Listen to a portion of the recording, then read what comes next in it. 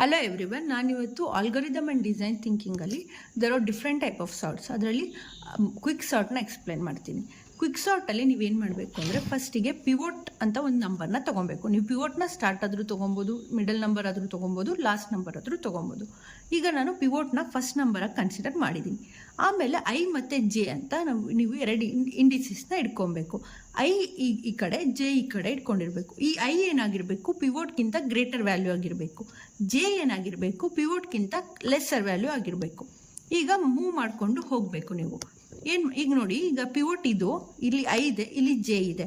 I ಏನಾದರೂ greater than ಪಿವೋಟಾ? ಇಲ್ಲ, ಸೊ ಐನ ಮೂವ್ ಮಾಡಬೇಕು. ಜೆ ಏನಾದರೂ ಲೆಸ್ಸರ್ ದೆನ್ ಪಿವೋಟಾ? ಇಲ್ಲ, ಸೊ ಜೆನು ಕೂಡ ಮೂವ್ ಮಾಡಬೇಕು. ಈಗ ಮೂವ್ ಮಾಡಿದಾಗ ನೋಡಿ, ಐ ಮತ್ತು ಜೆ ಇಲ್ಲಿ ಬಂತು. ಈಗ ನೋಡಿ, ಐ ಈಸ್ ಗ್ರೇಟರ್ ದೆನ್ ಪಿವೋಟಾ? ಹೌದು, ಐ ಸ್ಟಾಪ್ ಆಯಿತು. ಜೆ ಈಸ್ ಲೆಸ್ಸರ್ ದೆನ್ ಪಿವೋಟಾ? ಹೌದು, ಜೆ ಸ್ಟಾಪ್ ಆಯಿತು. ಈಗ ನೀವೇನು ಮಾಡಬೇಕು, ಈ ಎರಡು ವ್ಯಾಲ್ಯೂನ ಎಕ್ಸ್ಚೇಂಜ್ ಮಾಡಬೇಕು. ಇಂಟರ್ಚೇಂಜ್ ಮಾಡಿದಾಗ ನೋಡಿ ಈ ಥರ ಆಗುತ್ತೆ. 17 ಜಾಗದಲ್ಲಿ 93 ಆಯಿತು, 93 ಜಾಗದಲ್ಲಿ 17 ಬಂತು, ಇಂಟರ್ಚೇಂಜ್ ಆಯಿತು. ಈಗ ಐ ಮತ್ತು ಜೆನ ಮತ್ತೆ ಮುಂದೆ ಮಾಡಬೇಕು. ಮೂವ್ ಮಾಡಿದಾಗ ನೋಡಿ, ಜೆ ವ್ಯಾಲ್ಯೂ ಇಲ್ಲಿ ಬಂತು, ಐ ವ್ಯಾಲ್ಯೂ ಇಲ್ಲಿ ಹೋಯ್ತು, ಒಂದೊಂದು ಸ್ಟೆಪ್ ಮೂವ್ ಆಯಿತು. ಈಗೇನಾಯಿತು, ಜೆ ಮತ್ತು ಐ ಕ್ರಾಸ್ ಆಯಿತು. ಈ ಥರ ಜೆ ಯಾವಾಗ ಐನ ಕ್ರಾಸ್ ಮಾಡುತ್ತಲ್ಲ, ಆವಾಗ ನೀವು ಜೆ ವ್ಯಾಲ್ಯೂನ ಪಿವೋಟ್ ಜೊತೆ ಎಕ್ಸ್ಚೇಂಜ್ ಮಾಡಬೇಕು. ಅಲ್ಲಿ ತನಕ ಎಕ್ಸ್ಚೇಂಜ್ ಮಾಡಬಾರ್ದು, ಅಲ್ಲಿ ತನಕ ಜೆ ಮತ್ತು ಐನ ಮೂವ್ ಮಾಡ್ತಾನೇ ಇರಬೇಕು. ಇಲ್ಲ ಕ್ರಾಸ್ ಆಗುತ್ತೆ ಜೆ ಮತ್ತು ಐ, ಇಲ್ಲ ಜೆ ಮತ್ತು ಐ ಒಂದೇ ಪೊಸಿಷನಲ್ಲಿ ಬರುತ್ತೆ. ಬಟ್ ಇಲ್ಲೇನಾಯಿತು, ಜೆ ಮತ್ತು ಐ ಕ್ರಾಸ್ ಆಯಿತು. ಈಗ ನೀವು ಈ ವ್ಯಾಲ್ಯೂ ಮತ್ತು ಈ ವ್ಯಾಲ್ಯೂನ ಎಕ್ಸ್ಚೇಂಜ್ ಮಾಡಬೇಕು.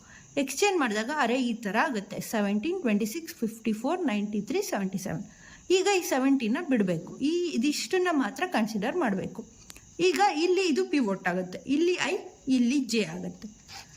ಈಗ ನೀವು ನೋಡಬೇಕು, ಐ ಗ್ರೇಟರ್ ದೆನ್ ಪಿವೋಟಾ? ಹೌದು, ಸೊ ಸ್ಟಾಪ್ ಆಯಿತು. ಜೆ ಲೆಸ್ ದೆನ್ ಪಿವೋಟಾ? ಇಲ್ಲ, ಸೊ ಮೂವ್ ಮಾಡಬೇಕು.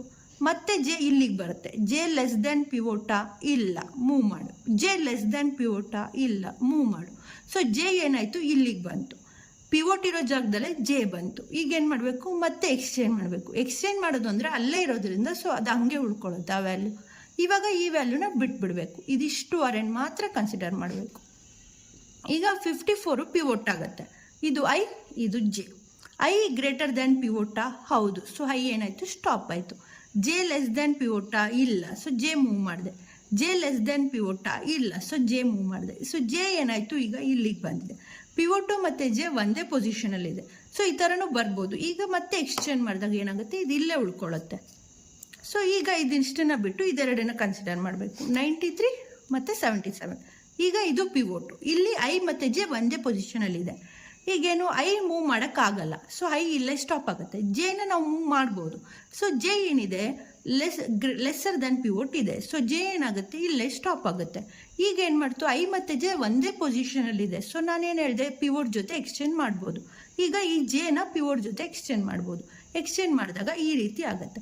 ಈಗ ಈ 77ನ ಬಿಟ್ಟರೆ 93 ಉಳ್ಕೊಳ್ಳುತ್ತೆ. ನೋಡಿ, ಈ ಬಂದಿರೋ ಲಾಸ್ಟ್ ನಂಬರ್ಸ್ ಎಲ್ಲ ಏನಾಗಿರುತ್ತೆ, ಅದು ಆರ್ಡರಲ್ಲಿ ಸಾರ್ಟ್ ಆಗಿದೆ. ಸೊ ನಾವು ಅದನ್ನು ಲಾಸ್ಟಲ್ಲಿ ಬರ್ಕೊಂಡ್ಬಿಡ್ಬೋದು.